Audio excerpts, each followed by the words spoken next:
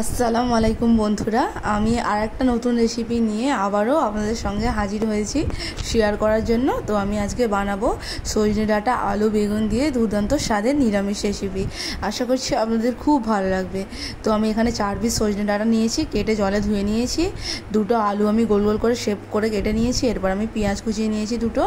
এর ওপর আমি দিয়ে দেবো আদা রসুন বাটা, আর পরিমাণ মতো হলুদ গুঁড়ো, তারপর 1 চামচ নিয়েছি লঙ্কার গুঁড়ো, 1 চামচ নিয়েছি ধনিয়া গুঁড়ো, আর পরিমাণ মতন লবণ।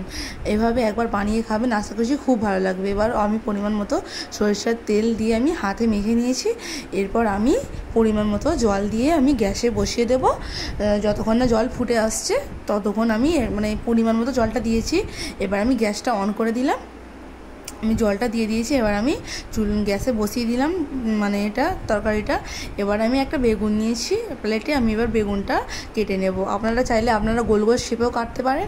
আমি এরকমভাবেই কেটে নিয়েছি, আমার এরকমই ভালো লেগেছে। তো এবার জলটা ফুটে এসেছে বন্ধুরা।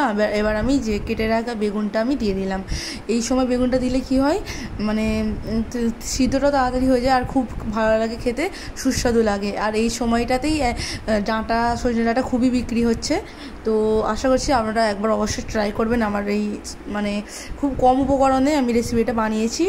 তো আশা করছি খুবই ভালো লাগবে আপনাদের। এবার আমি একটু কষে নিচ্ছি, মশলার যে একটু গন্ধ আছে যতক্ষণে চলে যাচ্ছে আমি একটু কষাতে থাকবো। তো কষানোর সঙ্গে সঙ্গে একটু ফুটে এসেছে। এবার আমি সিদ্ধ করতে বসিয়ে দিয়েছিলাম, সিদ্ধ হয়ে এসেছে, অনেকক্ষণ ধরেই ফুটছে তরকারিটা। তো আমি নেড়ে ভালোভাবে দেখে নিচ্ছি। তো আমার লবণটা একটু কম মনে হয়েছিল, আমি একটু লবণটা শেষে দিয়ে দিয়েছিলাম, আপনারাও দিয়ে দেবেন। আর আপনারা যেরকম ঝাল খেতে চান ঝালটাও আপনাদের পরিমাণ মতন দেবেন। আশা করছি আমার ভিডিও আপনাদের খুব ভালো লাগবে, আর ভালো লাগলে অবশ্যই বানিয়ে খাবেন।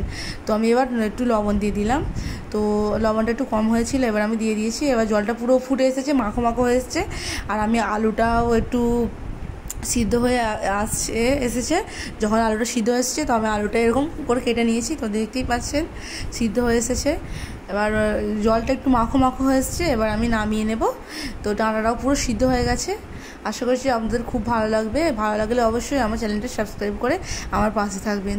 এবার আমি নামিয়ে নিয়েছি। এবার কড়াই আমি অল্প পরিমাণ মতো আমি সরিষার তেল দেবো, আর দেবো আমি নিম পাতা। এভাবে একবার অবশ্যই বানিয়ে খাবেন, আশা করছি আপনাদের খুব ভালো লাগবে। নিম পাতাটা আমি তেলে লাল লাল করে ভেজে নেব, যতক্ষণ না যেটি নিম পাতার একটা তেতো আঁশটে গন্ধটা আছে। তো যতক্ষণ না চলে যাচ্ছে আমি ততক্ষণ তেলে ভাজতে থাকবো। ভাজা হয়ে গেলে যে তরকারিটা আমি নামিয়ে রাখলাম ওই তরকারিটা আমি ঢেলে দেবো। তো খুবই সুস্বাদু খেতে হয়েছিল বন্ধুরা, বিশ্বাস করবেন না। হয়তো এক থালা ভাত নিমিষেই ফুরিয়ে যাবে। আর গরম ভাতে ধোঁয়া ওঠাতে এই তরকারিটা থাকলে আর কিছুই চাই না, আমার তো কিছু লাগে না, আমার খুব ভালো লাগে খেতে। আর রেসিপিটা খুবই ভালো হয়েছিল। মহিষ কিচেনে আমি এই রেসিপিটা প্রথম শেয়ার করেছি। আশা করছি আপনারা বানিয়ে একবার নিশ্চয়ই খাবেন। আর এইভাবে আমার পাশে থাকবেন বন্ধুরা। আমি এরকমই ছোট ছোট নতুন উপহার কোনো রেসিপি ছোট ছোট আপনাদের সঙ্গে আমি শেয়ার করতে থাকবো।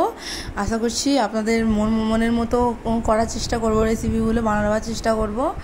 তো যদিও বা ভালো লাগে তো আমার চ্যানেল অবশ্যই সাবস্ক্রাইব করে পাশের বেল আইকনটি বাজিয়ে দেবেন। আমি এখানে শেষ করলাম আমার ভিডিও।